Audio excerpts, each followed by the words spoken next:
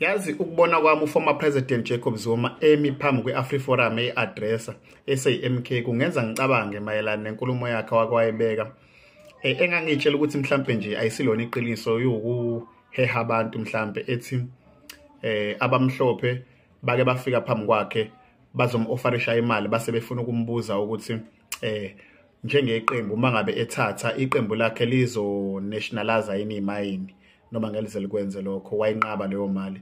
So lokho ngikubonayo ekwenza njengamanje amandla anawo ukwazi uku-address i-AfriForum ehlalise phansi kungenza ngibone ukuthi mhlawumbe abamhlophe bayabona ukuthi ikhona i-possibility ukuthi MK nayo ingalithatha izwe. I'm not saying izolithatha, ngithi ngokubuka kwami mhlawumbe nabo banakho lokho emqondweni wabo, so bafuna ukuyithola ukuthi bami kuphi nalo leli qembu mangase kuthiwa mhlawumbe liyathatha yabo.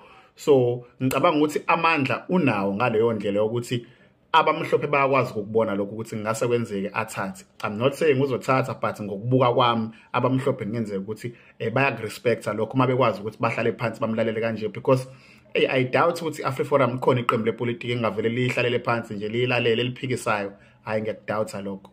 Angazi ukuthi wena ubona kanjani mayelana nalokho, but bengingafisa ukuzwa umbono wakho ukuthi ubona kanjani wena mayelana nokuthi uJacob Zuma abe namandla ukwazi ukuhlalisa phansi i-AfriForum. Into ebingenziwe nombane noma mhlawumbe i-strategy esithile mhlawumbe obona ukuthi nombane ubengasebenzisa noma ubona ipower ethile ngalokho yini eqenjini le-MK.